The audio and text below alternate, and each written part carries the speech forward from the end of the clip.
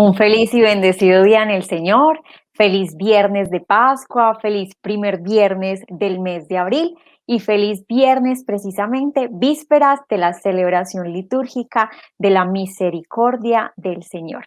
El día de hoy entonces vamos a estar hablando con ustedes sobre este tema, la misericordia. Saludamos de manera especial a todas las personas que se están conectando en este momento desde los canales institucionales Amén Comunicaciones y desde el canal personal del Padre Carlos Yepes, a quien saludo también en este momento y nos está acompañando. ¿Cómo está, Padre? Buenos días.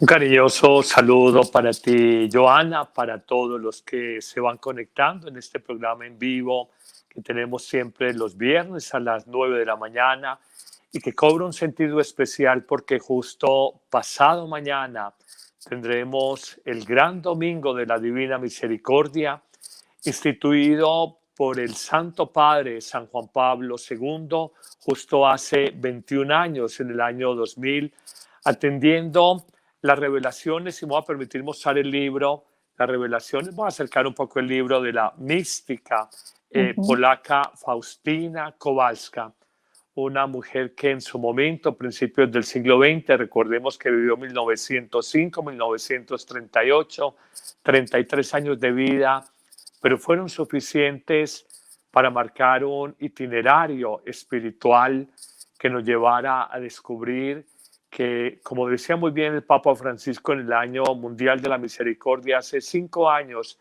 el nombre de Dios es misericordia. Y ella, a partir del mensaje de su libro, un grueso libro, lo alcanzan a ver ustedes, un grueso libro, del mensaje que deja en el diario de la Divina Misericordia, nos invita para que descubramos que más allá de cualquier realidad de pecado, de sufrimiento, de muerte en la vida, siempre está la misericordia divina, precisamente significada en el misterio de la pasión de Jesús en Viernes Santo, justo cuando en ese Viernes Santo, hoy hace una semana, comenzábamos la novena a la Divina Misericordia y esa novena concluye pasado mañana, domingo de la Divina Misericordia. Son 9 días para reflexionar en el misterio del amor de Dios y para entender que más allá de sufrimientos como el de la pandemia, el de la enfermedad, el del desempleo, el confinamiento que parece que por lo menos en nuestras ciudades, en Colombia, en América Latina, se ha vuelto a acentuar, está siempre el amor compasivo de Dios. Más allá también del misterio del pecado, cuando dices, hago el mal que no quiero y dejo de hacer el bien que quiero, como afirmaba el apóstol San Pablo, siempre está allí la misericordia de Dios frente a la miseria de nuestro pecado. Y qué no decir frente al dolor de la muerte de un ser querido por un proceso natural o la muerte de alguien muy cercano en su juventud por un accidente, por una enfermedad intempestiva.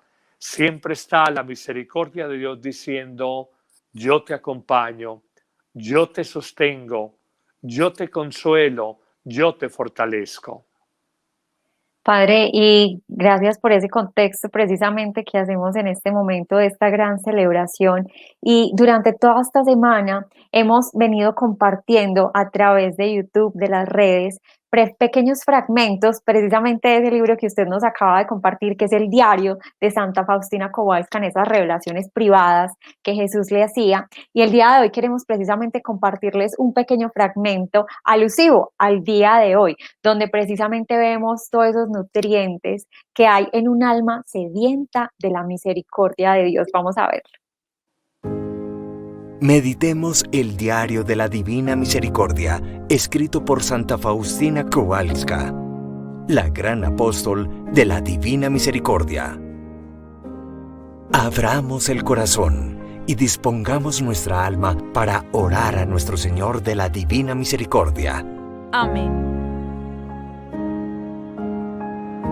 Viernes, pensamiento del alma. La luz de tu amor ilumine las tinieblas de las almas. Haz que estas almas te conozcan y junto con nosotros glorifiquen tu misericordia. Diario de Sor Faustina, número 148. Gratitud ante la divina misericordia. Un alma noble y delicada puede ser también la más sencilla, pero de sentimientos delicados.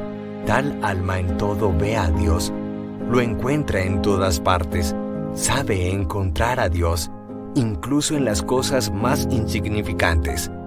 Para ella, todo tiene algún significado, aprecia mucho todo, agradece a Dios por cada cosa, de cada cosa saca provecho para el alma, dirige a Dios toda alabanza, confía en Él y no se impresiona cuando llega el momento de la prueba. Sabe que Dios siempre es el mejor Padre. Da poca importancia a las consideraciones humanas. Sigue fielmente el más pequeño soplo del Espíritu Santo. Goza por este huésped espiritual y se agarra a él como un niño a la madre. Allí, otras almas se detienen y asustan. Ella sigue adelante sin temor y sin dificultad. Por su dolorosa pasión, Ten misericordia de nosotros y del mundo entero.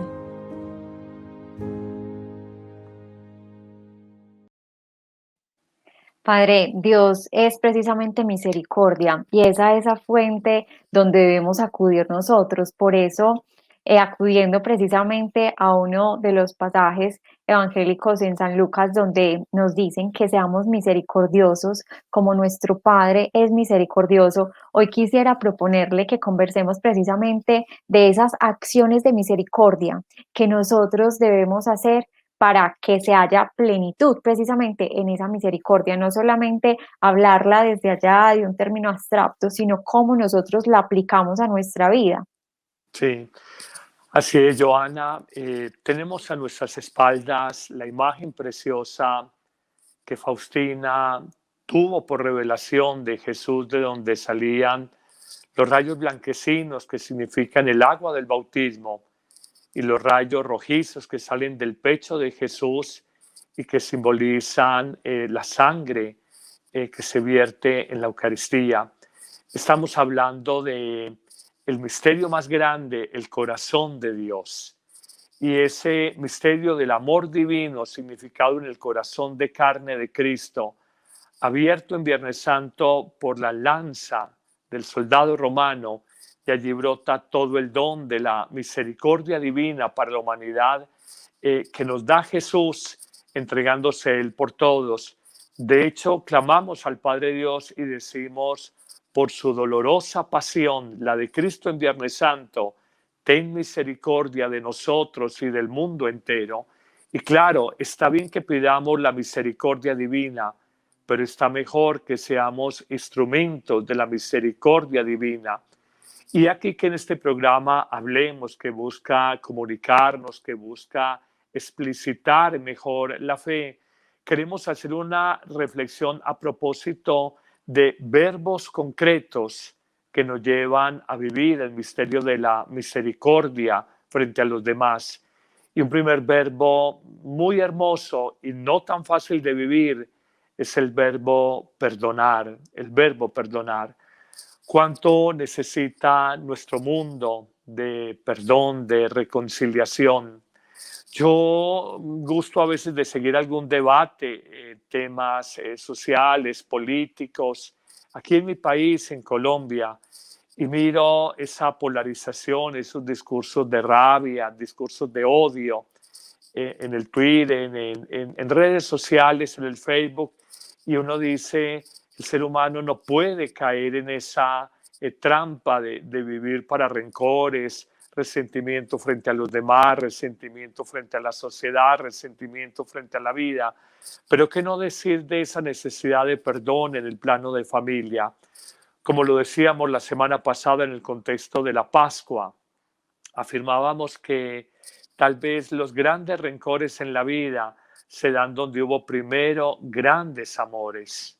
Y los grandes rencores se dan donde dos hermanos se amaron mucho, donde dos esposos se quisieron mucho, donde una mamá y una hija se han amado demasiado y luego pelearon y han roto relaciones, y es donde uno descubre ese llamado de Jesús que rezamos justo en el Padre Nuestro, Perdona nuestras ofensas, como nosotros perdonamos a los que nos ofenden.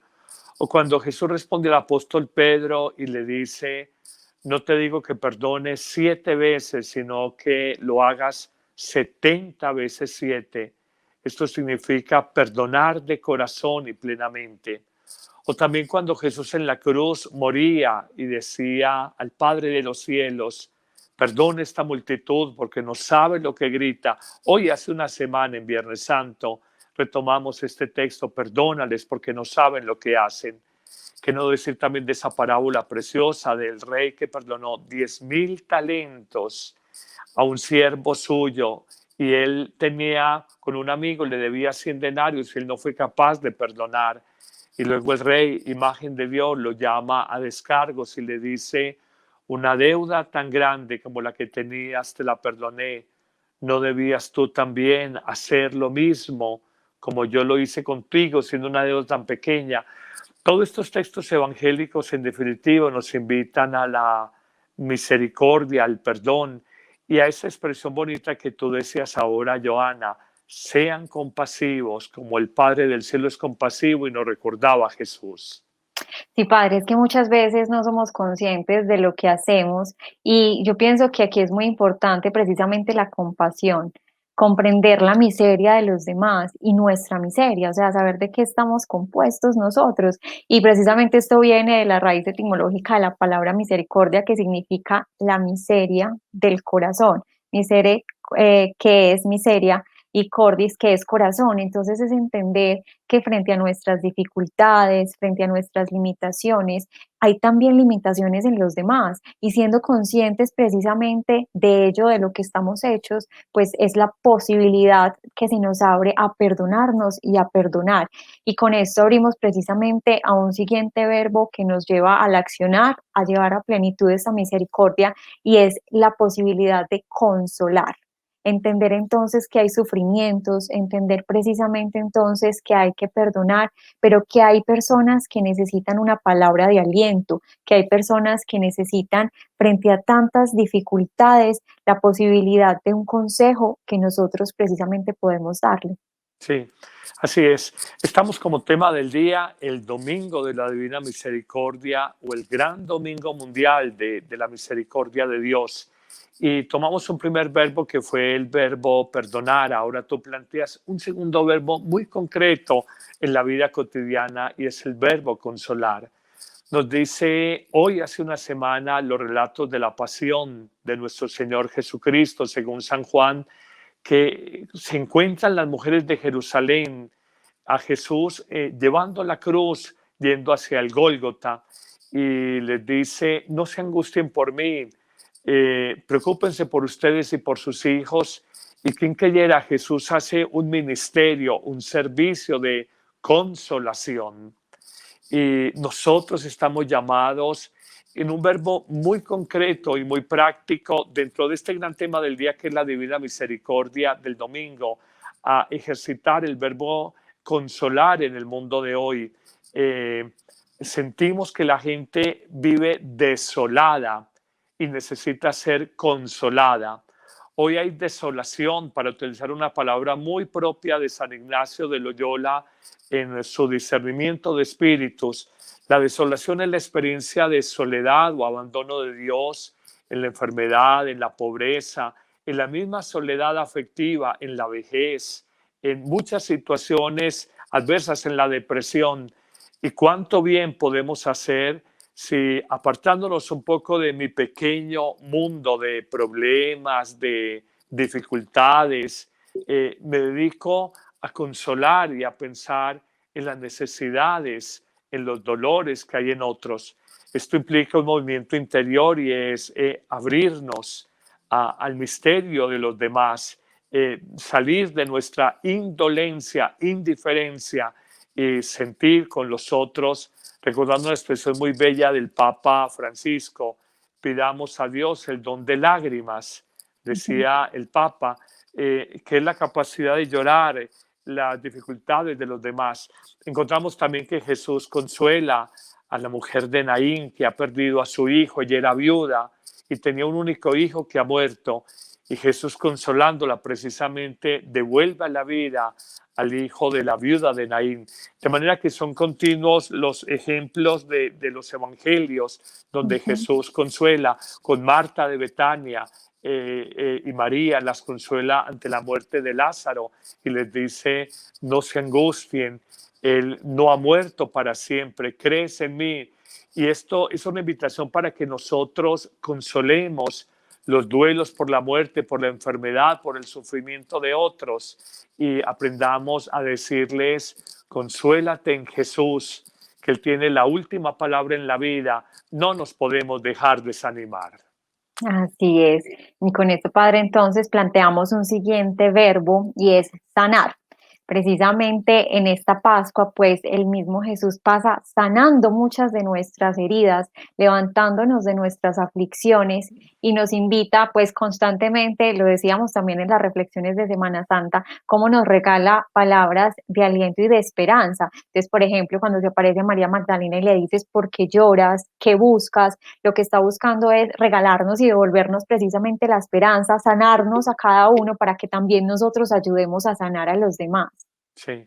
Si algún ministerio puntual realizó Jesús a lo largo de sus 3 años y medio de vida pública, fue el de compadecerse del dolor humano, el dolor de la enfermedad y sanar ese dolor. Curó al paralítico, al tullido y lo levantó.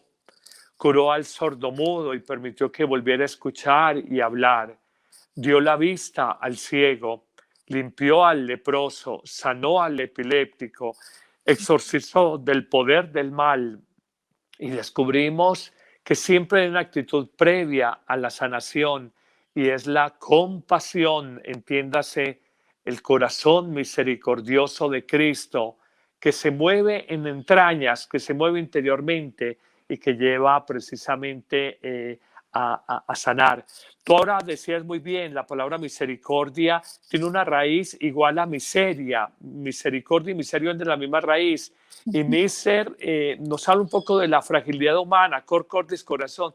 Cristo es corazón ante la fragilidad de los hombres. Cristo es ternura frente a las equivocaciones que tengamos. Pero hay inclusive una raíz más profunda, que son las palabras rahamín y la palabra gesed en arameo. Rahamín significa el amor de entrañas, como el amor de una madre que desde su entraña brota su hija, su hijo. Es un amor profundo, es un amor muy tierno, muy delicado, el amor de entrañas, rahamín en arameo. Y está la palabra gesed, fidelidad. Así entonces, de estas dos palabras, misericordia significa la fidelidad con amor de entrañas, con amor tierno, la fidelidad en la ternura frente a aquel que sufre, frente a aquel que es equivocado, frente a aquel que se siente desolado o desconsolado. Así es, Padre.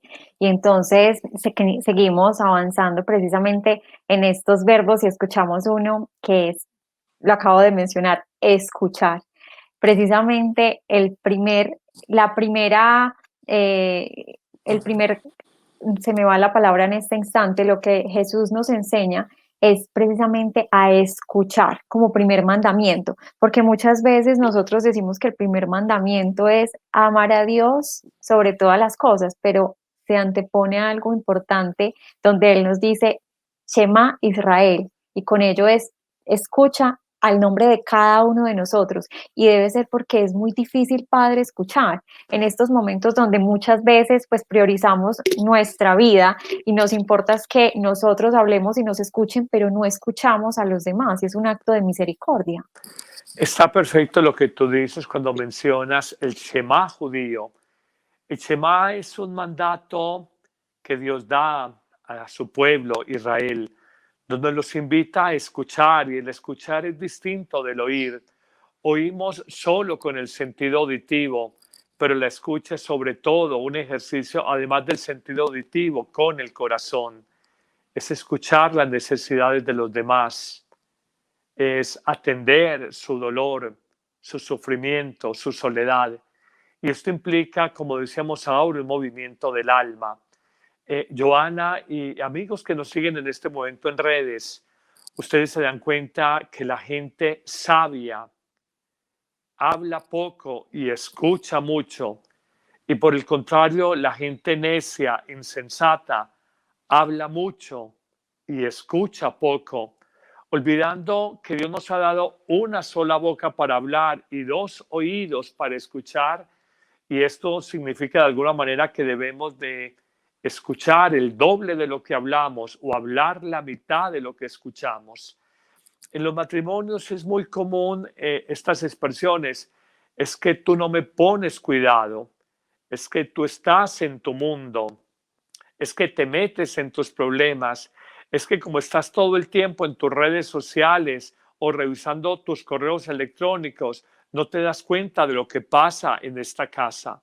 Es simplemente un reclamo muy humano, muy cotidiano de nuestra incapacidad de escucha, porque a veces, repetimos, estamos tan involucrados con nuestro yo, tan encerrados en nuestros problemas, que somos incapaces de percibir el dolor, el sufrimiento de las personas a veces muy cercanas en nuestra casa, y ese ejercicio hoy de una sociedad herida por el desamor, herida por familias disfuncionales, herida por una economía cambiante e inestable, herida porque no nos comprendemos interiormente, y en este encerramiento hay muchas personas con signos de depresión.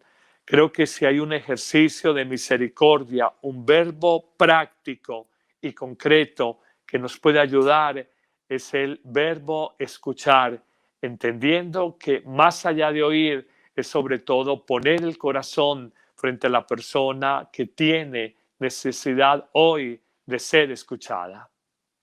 Y ustedes, padres, sí que tienen ese don hermoso que Dios les ha dado precisamente de escucharnos a nosotros cuando acudimos a ustedes por un consejo, al concesionario. Pero entonces, qué importante de verdad aplicarlo a nuestra familia. Y usted ponía un ejemplo clarísimo en los matrimonios. De verdad, uno a veces le dice al esposo: te dije esto, ¿me lo dijiste? ¿Y cuándo? Claro, pero si te lo dije. Qué importante de verdad es prestar oídos atentos y disponer el corazón frente a esa necesidad que muchas veces es tan pequeña, pero tan importante y valiosa frente a la otra persona.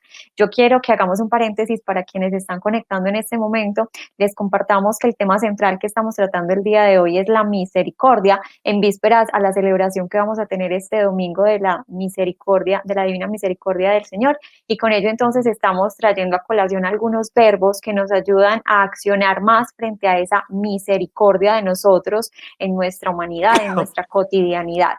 Y seguimos entonces con un siguiente verbo, y es precisamente corregir. Nosotros tenemos un deber moral con nuestros hijos, con nuestro esposo, muchas veces de corregir, pero ¿cuántas veces en nombre de ese deber moral lo hacemos simplemente a regañadientas y no lo hacemos con amor o no lo hacemos con misericordia? Y muchas veces se escucha, padre, una expresión que dicen: pero tenga misericordia, dígame esto en mejores y en expresiones o en mejores palabras. No podemos hoy tener miedo de corregir. Un papá y una mamá, cuando hoy se dice es que sea amigo de sus hijos, puede que un amigo de sus hijos no corrija, pero un papá y una mamá sí deben de corregir. Y hay momentos puntuales en la infancia, en la adolescencia, en la juventud, que debemos corregir. Hoy hay un mal concepto en nombre de mi libertad, mi autonomía, mi independencia, que en el fondo es mi orgullo, mi soberbia personal, que a mí nadie me diga nada, que yo todo lo hago bien, que a mí no me corrijan. Olvidamos que Jesús, siendo tan misericordioso y quizás por misericordia, corrigió al apóstol Pedro cuando le dijo ante la interpelación de él: tú no puedes sufrir en la cruz, negando el plan de salvación del Padre Dios, la entrega sacrificial en la cruz, y le dice Jesús, corrigiéndolo: apártate de mí, Satanás, que piensas como los hombres, no como Dios, le dice al apóstol Pedro.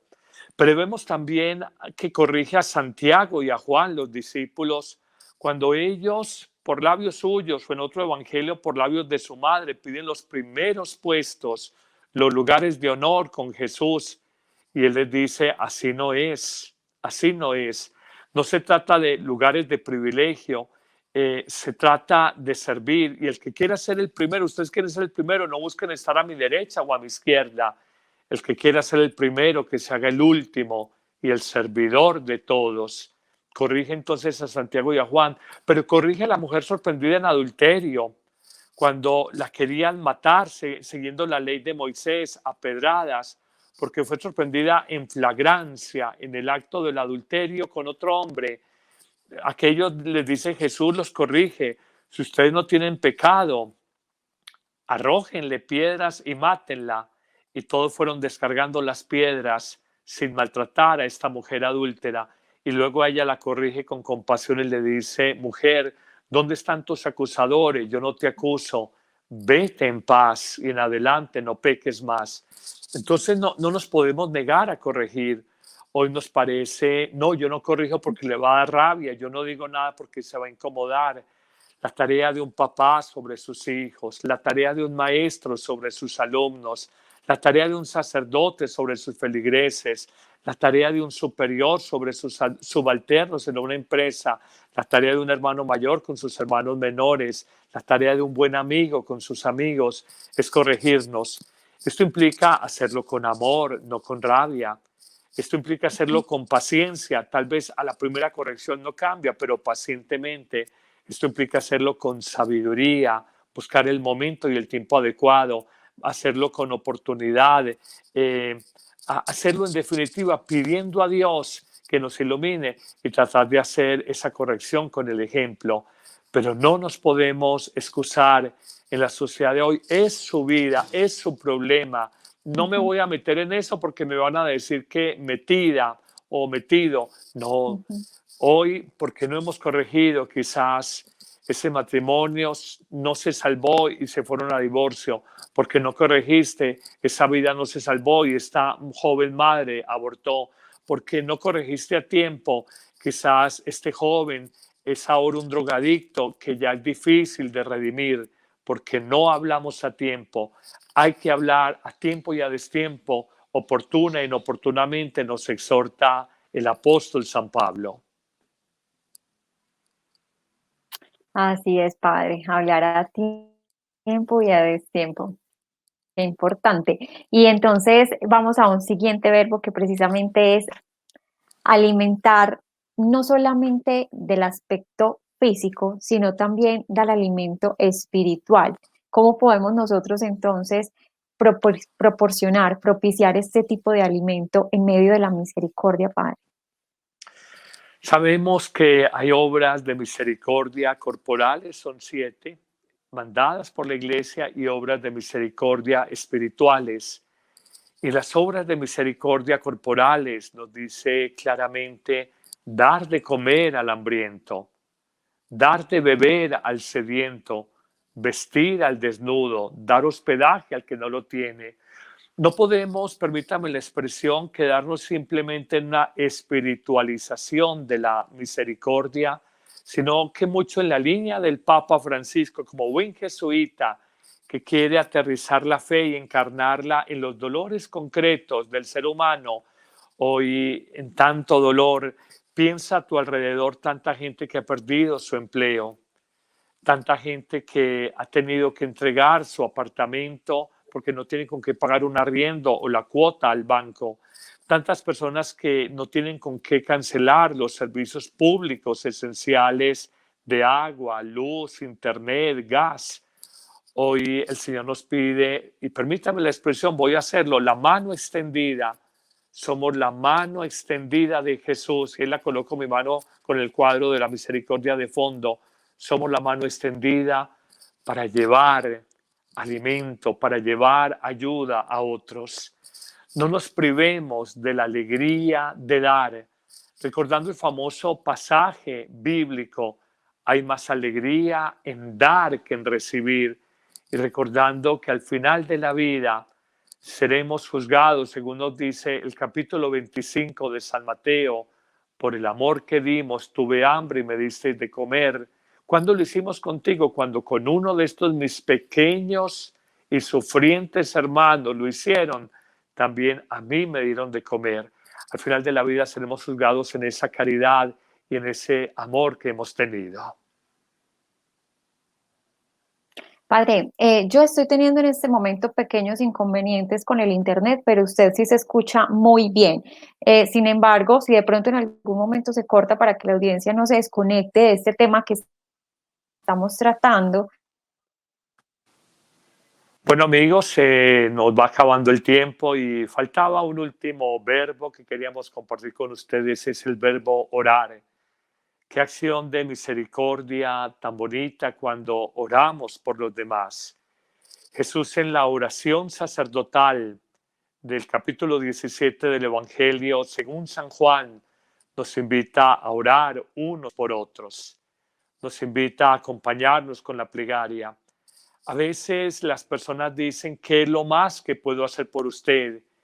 Y yo le digo, orar. Y dijo, no, yo lo hago, Padre, por usted, pero ¿qué más quiere que haga? Y yo respondo, es que habrá algo más importante en la vida que orar unos por otros. Entregarle la vida personal, la vida de un familiar al buen Dios, el Dios de la vida, el Dios del amor, el Dios de toda bendición, de manera que oremos unos por otros. Jesús ora por la ciudad de Jerusalén y llora por ella y nos invita a que cuando oremos lo hagamos con confianza y le pidamos al Padre Dios que nos acompañe, que nos cuide. Y Jesús sobre todo ora por los enfermos, pidiendo sanación para todos ellos. 7 verbos muy especiales a propósito de que pasado mañana es el gran domingo de la Divina Misericordia y lo recapitulamos. 1, perdonar. 2, consolar. 3, escuchar. 4, corregir. 5, alimentar. 5, corregir. Vuelvo a repetirlos. 1, perdonar. 2, consolar. 3, sanar. 4, escuchar. 5, corregir. 6, alimentar. Y 7, orar. 7 verbos muy bellos que nos van a invitar a entender que la misericordia de Dios es en obras concretas. Desafortunadamente se nos ha ido Joana por la caída de internet allí donde está, pero seguimos acompañándonos en oración unos por otros, más cuando muchas ciudades de Colombia están en confinamiento total este fin de semana y pedimos que de la mano del Señor vayamos conduciendo, llevando nuestra vida. Que el buen Dios los acompañe y los cuide a todos y permítanme que les dé con todo gusto la bendición en el nombre del Padre y del Hijo y del Espíritu Santo. Amén. Recuerden, hablemos todos los viernes 9 de la mañana en Facebook y en YouTube, en el canal institucional Amén Comunicaciones y en mi canal personal.